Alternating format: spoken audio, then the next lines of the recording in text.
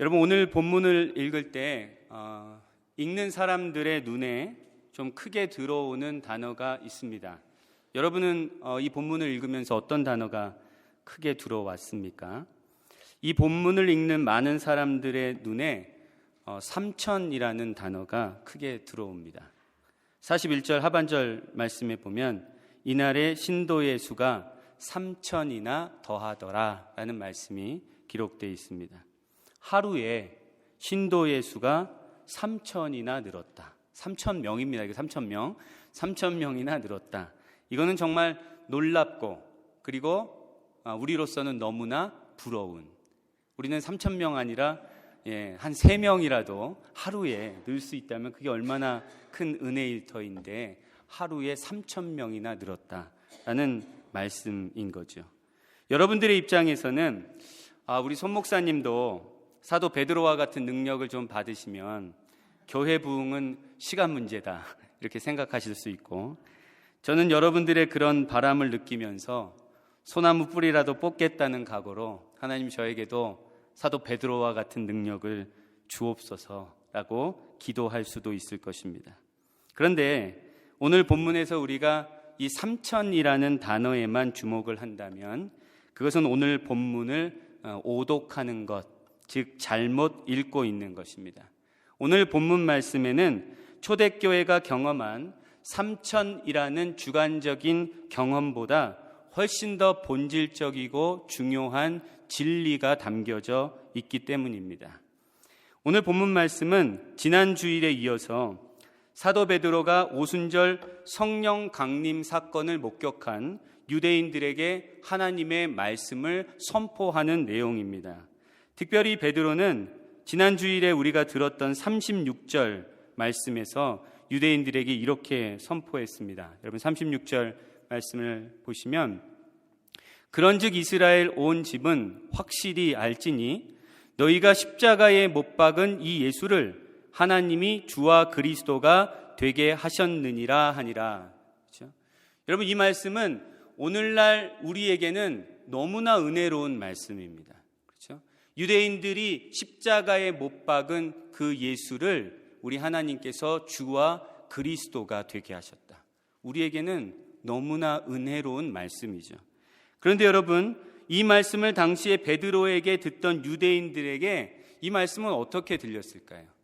이 말씀은 너무나 두렵고 절망적인 말씀입니다.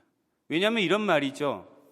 하나님께서 나사렛 예수를 이 세상의 메시아로 주로 보내주셨는데 그 예수를 너희가 십자가에 못 박아 죽였다, 이 말입니다.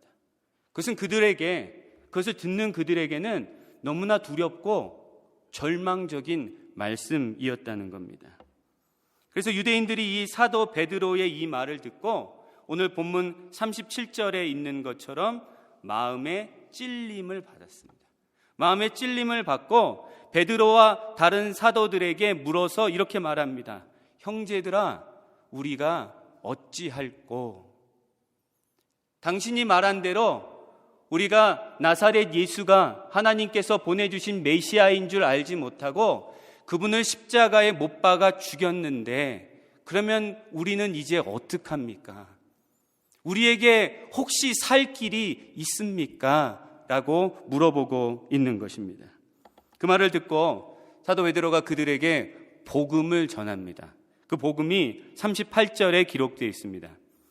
베드로가 이르되 너희가 회개하여 각각 예수 그리스도의 이름으로 세례를 받고 죄 사함을 받으라.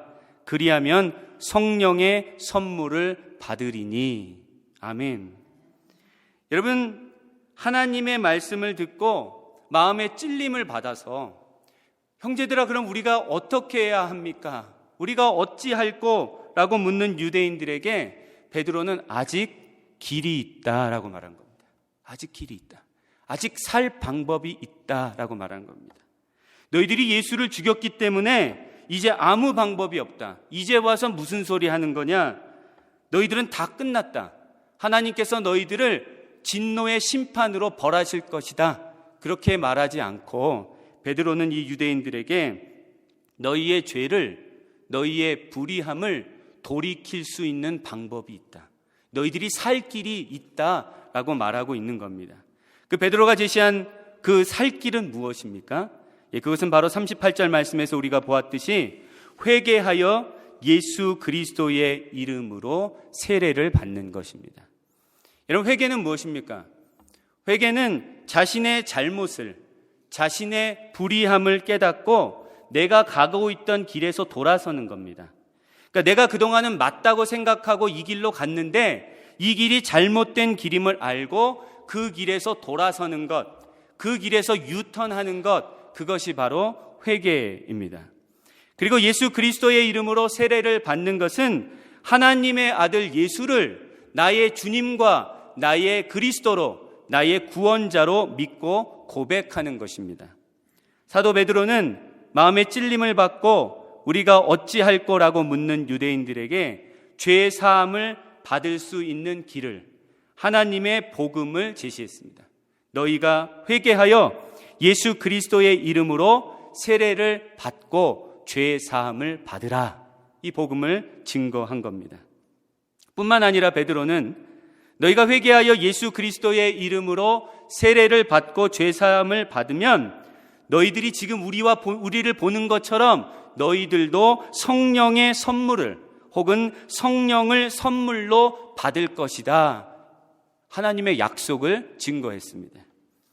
여러분, 여기서 헬라어 원문에는 우리말 개역개정 성경과 같이 성령의 선물을 이라고 기록되어 있습니다. 그런데 이 구문은 헬라어에서 문법적으로 동격의 소유격입니다. 동격. 그러니까 무슨 말이냐면 성령과 선물이 동격입니다. 성령과 선물이. 그래서 이 말씀은 너희가 회개하여 예수 그리스도의 이름으로 세례를 받고 죄사함을 받으라, 그리하면 성령을 선물로 받을 것이다 라는 말씀으로도 번역할 수 있습니다. 이어서 사도 베드로는 이 하나님의 약속은 당신들뿐만 아니라 당신의 자녀들, 그리고 모든 먼데 사람들, 즉 하나님께서 얼마든지 부르시는 모든 사람들에게 주신 약속이라고 선포했습니다.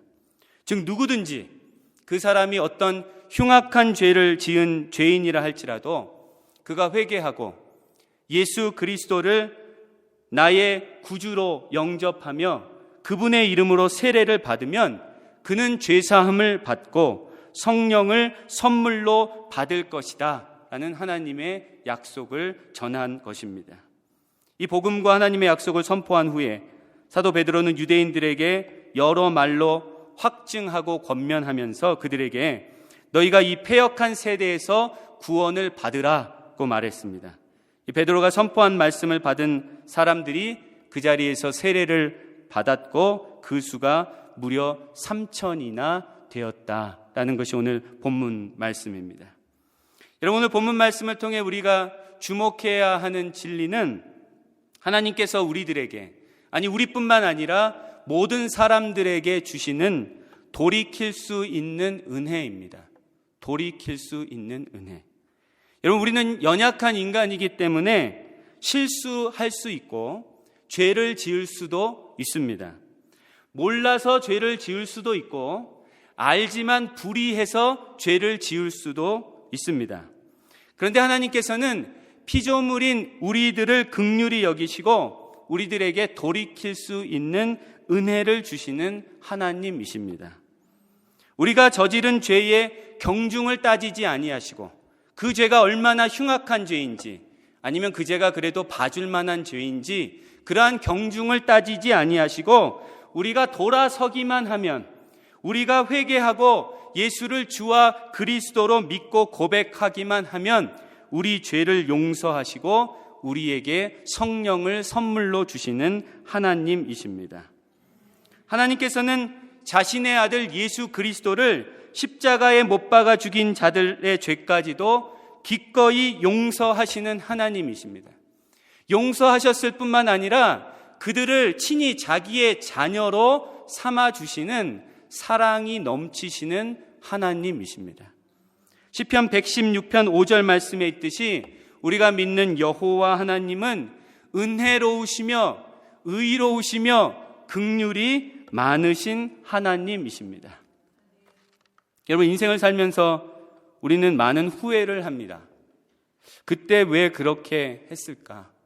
그때는 왜 내가 그거를 몰랐을까? 이런 후회들이 때때로 우리의 마음을 어둡게 할 때가 있습니다. 그리고 마치 쏟아진 물을 다시 담을 수 없듯이 그때의 실수를, 그때의 잘못을 돌이킬 방법이 없을 때 우리는 절망하고 고통 가운데 살게 됩니다. 여러분, 예를 들어서 LA로 가려는 어떤 사람이 25번을 타고 가다가 70번을 만났는데 실수로 LA를 가려면 70번 웨스트를 타야 되죠. 웨스트를 타야 되는데 70번 이스트를 탔습니다.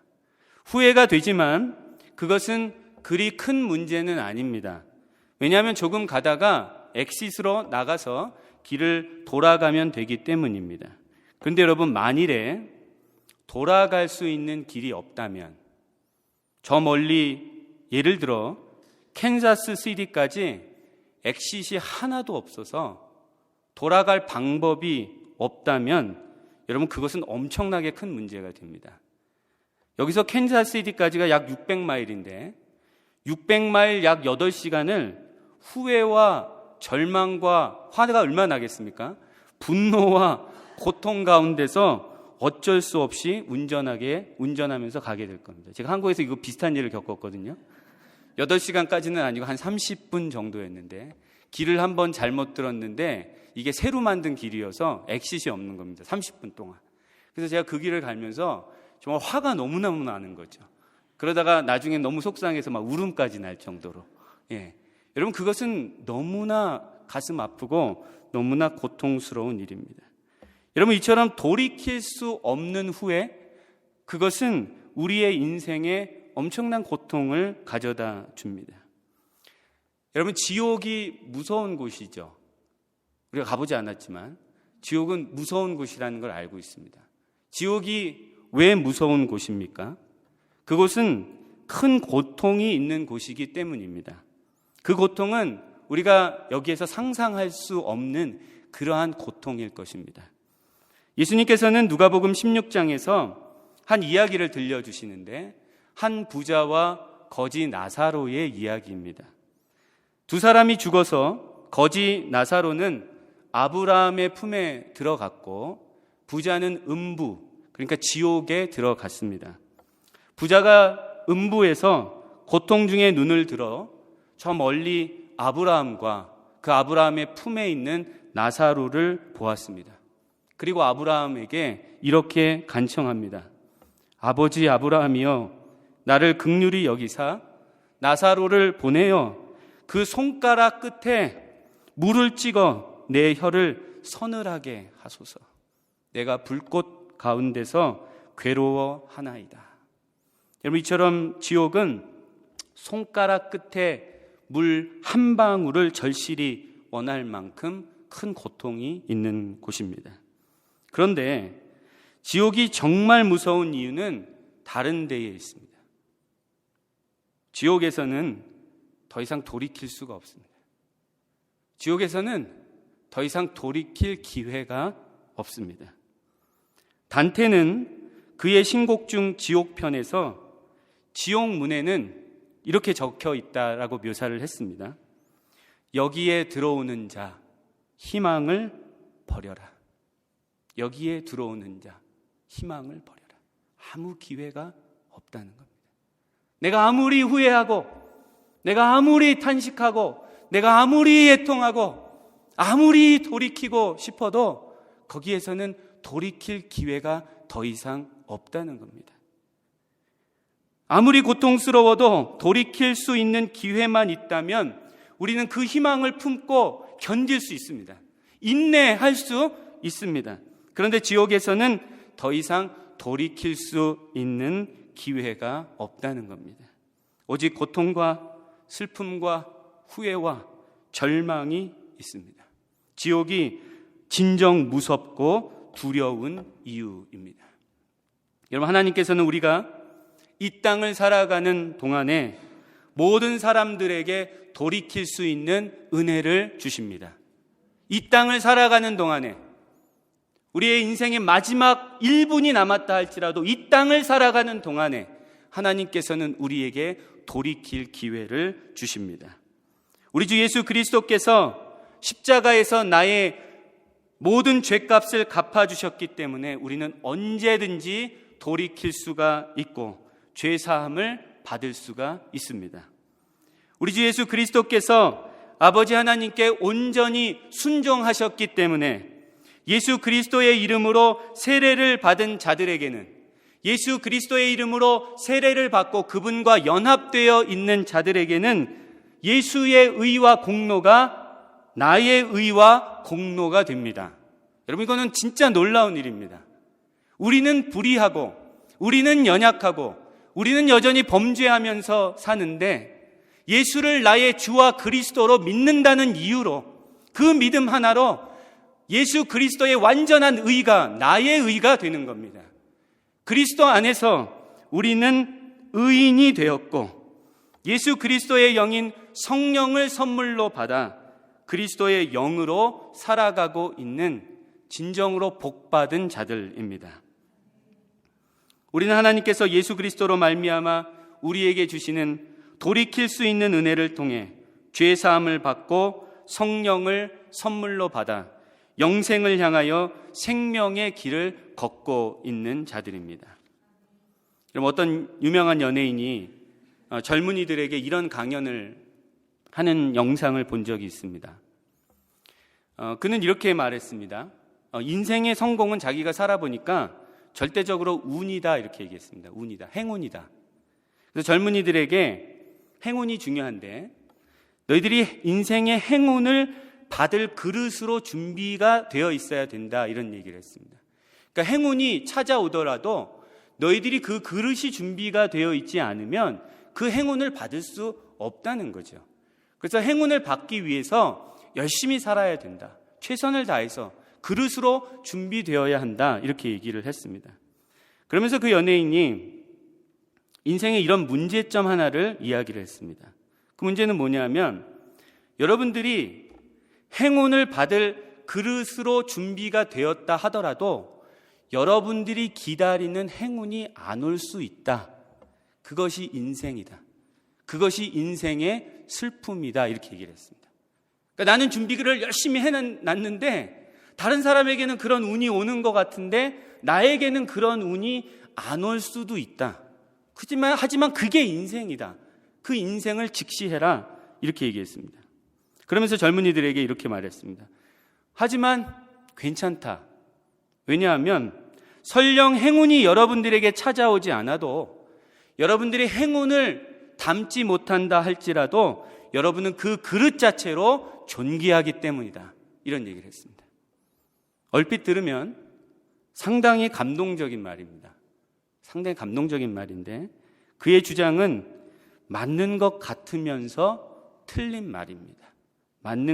요새는 여러분 맞는 것 같으면서 틀린 말이 굉장히 많습니다. 이 세상에서 사람들에게 위로를 준다는 말, 이 세상의 학문과 이 세상의 마음과 이치를 통하여 사람들에게 위로를 주는 말을 가만히 들어보면 야, 좋다 하는데 잘 생각해 보면 조금 이상합니다. 이 세상이 그런 세상입니다. 우리를 아주 교묘하게 속이는 세상입니다. 무엇이 문제입니까? 여러분, 우리 인간은 인간이라는 그릇 자체로 존귀한 존재들이 아닙니다. 우리는 죄로 더럽고 악취나는 그릇입니다. 우리는 결코 우리 자체로 가치 있고 존귀한 자들이 아닙니다. 그러나 내가 죄로 더럽고 악취나는 그릇이라는 것을 깨닫고 그 죄를 회개하고 예수 그리스도의 이름으로 세례를 받아 나라는 이 그릇 안에 예수라는 보배를 담게 될 때에 우리는 비로소 존귀하고 보배로운 존재가 되는 것입니다. 그래서 고린도후서 4장에서 사도 바울이 고린도 교회를 향해 이렇게 말합니다. 고린도후서 4장 6절과 7절 말씀에 보시면 어두운 데에 빛이라 말씀하셨던 그 하나님께서 예수 그리스도의 얼굴에 있는 하나님의 영광을 아는 빛을 우리 마음에 비추셨느니라. 우리가 이 보배를 질그릇에 가졌으니 이는 심히 큰 능력은 하나님께 있고 우리에게 있지 아니함을 알게 하려 함이라. 아멘. 여러분, 우리는 보배이신 예수 그리스도를 담고 있는 질그릇들입니다. 나의 능력이 아니라 십자가에 못 박혀 죽으신 나사렛 예수를 살리시고 그분을 주와 그리스도가 되게 하신 하나님의 능력으로 살아가고 있는 자들입니다. 나의 가치는, 나의 존귀함은 나 자신에게서 나오는 것이 아니라 내가 담고 있는 내 안에 계신 예수 그리스도로부터 나오는 것입니다. 하나님께서 주와 그리스도로 높이신 예수와 연합되어 그분을 담고 사는 자들이기 때문에 우리는 하나님의 은혜의 지배를 받고 살아갑니다. 우리가 여전히 실수하고 여전히 죄를 짓고 여전히 넘어지지만 하나님의 은혜로 우리는 언제나 다시 돌이킬 수 있고 다시 씻어낼 수 있고 다시 일어날 수 있습니다. 예수 그리스도로 말미암아 하나님의 은혜가 우리를 언제나 새롭게 하십니다. 우리는 그 놀라운 은혜 가운데 살아가고 있는 자들, 거룩한 하나님의 자녀들입니다. 그럼 제가 어려서 주일학교를 다닐 때에 좋아하던 어린이 찬송가 중에 구원열차라는 찬송가가 있습니다. 가사가 이렇습니다. 여러분 한번 보시면 나는 구원열차 올라타고서 하늘나라 가지요. 죄악역 벗어나 달려가다가 다시 내리지 않죠. 차표 필요 없어요. 주님 차장 되시니 나는 염려 없어요. 나는 구원열차 올라타고서 하늘나라 가지요. 여러분, 우리는 사막열차, 멸망열차, 지옥행 열차에서 구원열차로 갈아탄 자들입니다. 우리 예수 그리스도로 말미암아 하나님께서 우리에게 갈아탈 수 있는, 돌이킬 수 있는 은혜를 주셔서 우리는 그 은혜 가운데 지금 구원열차를 타고 영원한 하나님 나라를 향하여서 천국행 여행을 시작한 자들입니다. 그러므로 우리는 예수 그리스도로 말미암아 돌이킬 수 있는 은혜를 주신 하나님께, 우리를 영원한 멸망에서 영원한 생명으로 우리를 이끌어 주신 하나님께 감사하고 감격하며 하루하루를 살아가야 합니다. 그 크신 하나님께 감사하고 감격하며 하나님께 찬양하고 하나님께 영광 돌리며 사는 저와 여러분들이 되시기를 간절히 소망합니다. 여러분, 이번 주 중에 우리가 함께 읽었던 시편 116편 12절에 이런 말씀이 있습니다. 자막을 여러분 보시면 시편 기자가 이렇게 고백합니다. 내게 주신 모든 은혜를 내가 여호와께 무엇으로 보답할까? 내게 주신 모든 은혜를 내가 여호와께 무엇으로 보답할까? 하나님의 크신 은혜를 깨달은 자들은 이런 마음을 품고 이 세상을 살아가게 됩니다. 그리고 이런 마음을 품고 이 세상을 살아갈 때 하나님의 은혜는 우리 가운데 더욱 풍성하게 넘쳐 흐르게 될 줄로 믿습니다. 이번 한 주 하나님께서 내게 주신 은혜, 돌이킬 수 있는 은혜, 죄 사함의 은혜, 구원의 은혜, 영생의 은혜를 깨닫고 내가 여호와께 무엇으로 보답할까라는 절절한 심정을 가지고 오직 하나님의 영광을 위하여 살아가는 저와 여러분들이 되시기를 주님의 이름으로 간절히 축원합니다.